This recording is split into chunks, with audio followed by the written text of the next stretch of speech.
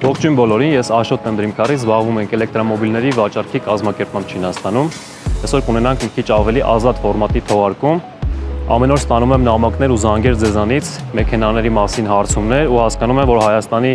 ավտոշուկայում հիմա քաոս է տիրում։ Այս թողարկման նպատակն է մի քիչ բարձրություն մտցնել այդ ամեն ինչի մեջ, որպեսզի հեշտ կողմնորոշվեք եւ ասել, որ մեքենաները իմաստ ունի պատվիրել Չինաստանից 25 թվականին եւ որ մեքենաները ավելի լավ է ձեռք բերել Հայաստանում պաշտոնական ներկայացուցիչներից։ Առաջարկում եմ հիմա գնանք մեր Չինաստանի գործընկերոջ գրասենյակ, խոսանք արժեքների մասին եւ ծանոթանանք մեր աշխատանքին ներսից։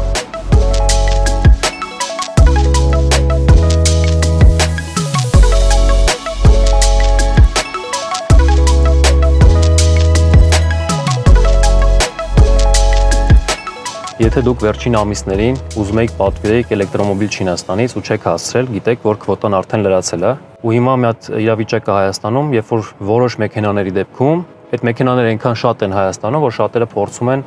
արագ ու էժան գնով վաճառել։ Ու եթե ձեր համար շատ կարևոր չի, որպեսզի մեքենան լինի օրինակ 25 թվականի արտադրության, շատ հանգիստ կարող եք հենց տեղում 24 թվականի արտադրության մեքենա վերցնել, ավելորդ չսպասել 2-3 ամիս եւ վայելել ձեր էլեկտրական մեքենան։ Իմաստ ունի վերցնել այն մեքենաները, որոնք որ Հայաստանում չունեն պաշտոնական ներկայացուցիչներ։ Ամենամեծ պահանջարկ ունեցող մեքենաները BYD, Lysian, Mazda EZ6, նաև Toyota BZ3X նոր մոդելի մասին եմ շատ հարցումներ ստանում։ Այդ բոլոր մեքենաները Հայաստանում չունեն պաշտոնական ներկայացուցիչներ, ամեն դեպքում քվոտայից դուրս են մնում, այնպես որ կարող եք պատվիրել Չինաստանից։ Եթե ձեզ համար ամենակարևորը գործարանային երաշխիքն է, միանշանակ իմաստ ունի պատվիրել Հայաստանի պաշտոնական ներկայացուցիչներից։ Այս տարի քանի որ պետությունը աննախադեպ մեծ քանակ տվեց քվոտայի պաշտոնական ներկայացուցիչներին, շատ նոր բրենդեր են մտնում Հայաստան։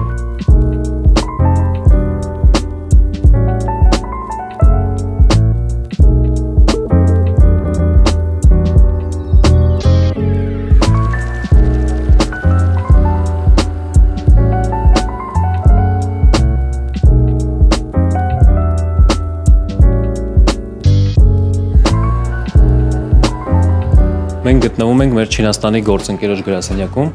Այս ընկերությունը ոչ միայն զբաղվում է էլեկտրոմոբիլների վաճառքով, նաև շինտեխնիկայի, ինչպես նաև պահեստամասերի, նաև հետագա սպասարկմամբ Չինաստանի տարածքում։ Բացի դրանից, այս ընկերությունը ունի լիցքավորման կայանների արտադրություն սեփական կոմերցիոն նպատակներով։ Zach, can you introduce what you do here and show us around? Sure. Let's go. Firstly, this is our logistic department, and they also take responsibility of the document thing. And come here. And here is our Alibaba and the social media running department. Here is the most important department. They are financial department. They do the financials. Yeah. We can go upstairs. Okay. More people here. Yeah, this is our second floor. This department is our purchasing department. They are doing the purchasing, and when client asks for price, they will ask for suppliers for our best discount, and we will offer you the best price. And this 3 row is our sales department. They will contact client and find some client and keep our company running. Yeah. As same as me. Գները մշտապես տատանվում են, կապված յուանի կուրսի հետ կամ դոլարի կուրսի հետ։ Այդ պատճառով որպեսզի ակտուալ արժեք կարողանանք տալ, ամեն անգամ թիմը աշխատում է հատուկ դրա համար ու հաճախ լինում է որ օրական 10-10-ից ավել 10-20 հարցում ենք ունենում, այդ պատճառով կարող է 1-2 օր տևալ, բայց որպեսզի գինը լինի ակտուալ եւ հստակ,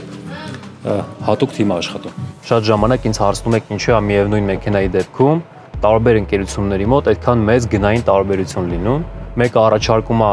ընդհանուր 10 օրից սկսած առաքման ժամկետ, մյուսի դեպքում դա 2-ից 3 ամիս է, ինչի՞ է դա պայմանավորված։ Ավելորդ չի լինի ասեմ, որ եթե ֆիզիկապես հնարավոր է մեքենան Չինաստանից ներմուծել 10 օրվա ընթացքում, ապա բոլոր ներմուծողները ամեն ինչ կանեն, որպեսզի այդպես էլ անեն ու մրցակցությունից դուրս չմնան։ Տրամաբանական է, որ տենց աննախադեպ հայտարարություններ կանեն ամփորձ ու սկսնակ ներմուծողները, որպեսզի կարողանան հաճախորդ գրավել ռեալ ժամկետները առաքման Չինաստանից, եթե եղանակային պայմանները իդեալական են, սկսվում է 25-30 օրից մինչև անվերջություն կախված մեքենան որտեղից եք գնում, օրինակ Xiaomi S7-ը եթե գործարանից պատվիրեք 6-7 ամիս միայն գործարանի ժամկետն է։ Եթե դուք ամեն դեպքում ուզում եք պատվիրել 25 թվականի արտադրության մեքենա Չինաստանից, ամենամատչելի տարբերակը դա ֆիզանզով ներմուծումն է, քանի որ 15% մաքսազերծումը ու 2% բնապահպանական հարկը հաշվարկվում է Չինաստանի ինվոյսային արժեքից։ Այդ պատճառով տարբեր ընկերությունների մոտ կարող են լինել մաքսազերծման տարբեր արժեքներ։ Բոլոր ամենապահանջված օրինակ լիսյանի մոդելները առկա են Չինաստանի, Ղազախստանի սահմանին, ու այդ մեքենաները կարելի է ներմուծել 30-40 օրվա ընթացքում, ինչը կապված է գույքահարկի հետ։ Գույքահարկը մեր դիտորդների ամենասիրելի թեման է։ Հայաստանը ԵԱՏՄ անդամ պետություն է։ ԵԱՏՄ բոլոր պետություններում էլեկտրոմոբիլների գույքահարկը հաշվարկվում է 30 րոպեվա ընթացքում առավելագույն հզորությամբ, այսինքն նոմինալ հզորությամբ։ Մեր երկրում գույքահարկը հաշվարկվում է ձիաուժերով, որի պատճառով մարդիկ հաճախ լիակարժ տարբերակի փոխարեն գնում են երկու քաշող մեքենա, ու դրա պատճառով պետությունը ոչ թե աշխատում ավելի շատ գումարներ, կարող եմ ձեզ վստահեցնել, որ դրա պատճառով մարդիկ ուղղակի ընտրությունը կատարում են ի վնաս ապահովության։ Հայաստանը լեռնային պետություն է, նույնիսկ Երևանի 30%-ը դժվար անցանելի ճանապարհներ են, ու մարդիկ շատ հաճախ նախընտրում են լիակարժ մեքենաներ, բայց այդ անարդար հաշվարկի պատճառով մարդիկ ընտրությունը կատարում են ոչ լիակարժ մեքենայի։ Կապված շահագործված մեքենաների արժեքների հետ, ամենապահանջված մեքենաները օրինակ BYD, լիսյան, հիմնականում երկրորդային շուկայից գնելու դեպքում արժեքի տարբերությունը 10-15% է լինելու։ Կան հատուկ մեքենաներ, որ օրինակ անցած տարվա ընթացքում մի քանի անգամ թարմացվել են, պատճառով առաջին տարբերակները ավելի մատչելի են դարձել։ Վառ օրինակը հենց իմ մեքենան է։ Եթե դուք ուզում եք ձեռք բերել հենց այս նույն մեքենայից, Zikr 001, հետևի քաշակ, 420 ձիաուժ, 1 լիցքավորումով 750 կիլոմետր, 1 տարվա մինչև 10,000 կիլոմետր վազքով արժեքը կազմի մոտ 37-38,000 դոլար։ Սա բավականին ձեռնտու տարբերակ է։ Ինչքան մեքենան ավելի պրեմիում դասի է, ինչքան ավելի թանկարժեք է, այդքան երկրորդային շուկայում ավելի շատ է արժեքը կորցնում։ Այդ պատճառով թանկ մեքենաները ավելի ձեռնտու են շահագործված գնելու դեպքում։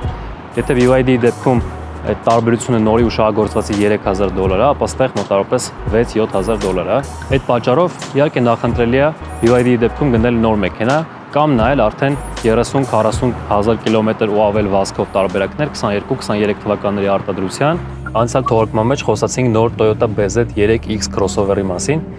Հիմա գնում ենք test drive անելու, ուզում եմ իմ մեքենայից հետո համեմատեմ 3 պարամետրեր՝ փափկությունը, կառավարելիությունը ու ձայնամեկուսացումը։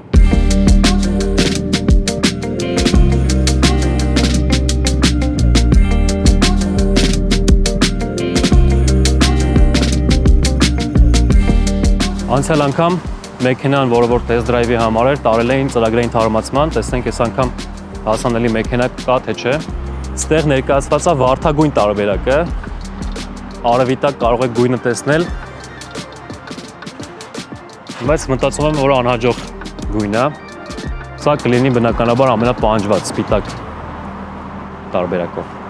Hey Chris, can we do test drive this time? Սենց տեսք ունի սև տարբերակը, կարծում սևը ավելի շքեղ է նայվում կամ մուգ մոխրագույն գույնը, տեսնենք հետևից,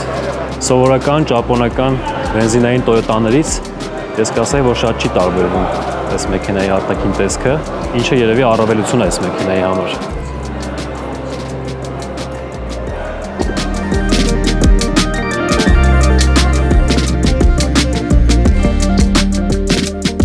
Ինչպես գիտեք, Toyota-ն Չինաստանում արտադրվում է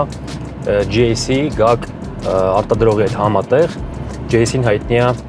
Ion էլեկտրամեքենաներով, որոնք շատ տարածված են, հատկապես տաքսիի համար, ու Ion-ը որակապես Չինաստանում լավագույններից մեկն է ստատիստիկայի, նույնիսկ որոշ ցուցակներում անցնում է BYD-ին որակի առումով։ Եթե շատերը մտածում են, որ Չինաստանի Toyota-ն կապ չունի Toyota-ի հետ, իրականում այս մեքենան նախագծվում է հենց Toyota-ի կողմից, կախոցները, մեքենայի փափկությունը, ամեն ինչ կարգավորված է բոլոր Toyota մեքենաների նման, ինչը որ կապված է մարտկոցի, շարժիչի, էլեկտրոնիկայի ու ամենակարևորը խելացի համակարգերի հետ, այդ ամեն ինչը արդեն չինական է։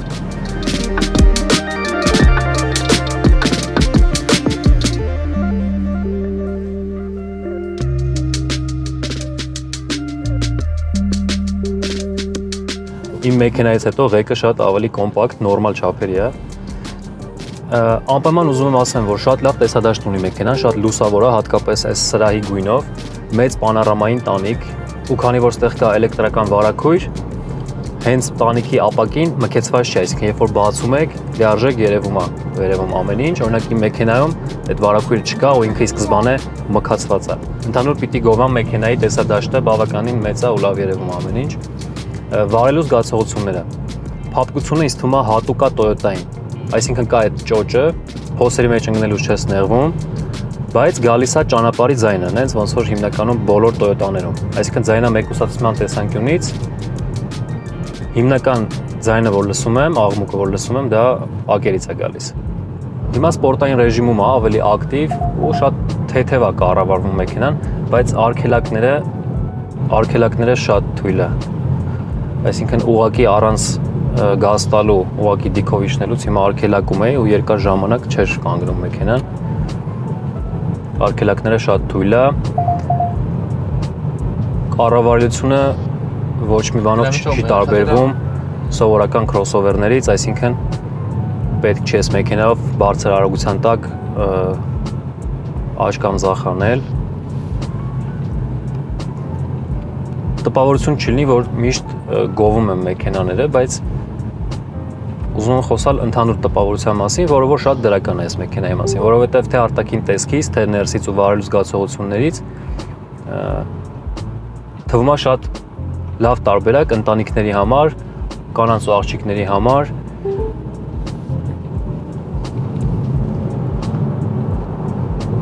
$204 ձիաուժ է հզորությունը մեքենայի, բայց ոտնակի ուժգնությունը շատ արագ զգում ես։ Չէ, արգելակները շատ վատ է պահում։ Մեքենան կոմպակտ է, մեքենան ավելի թեթև է, նույն իմ մեքենայի համեմատ։ Կախոցը շատ լավ, փոքր անհարթությունների վրայով անցնում է։ Ընդհանուր կարծիքս դրական է միանշանակ։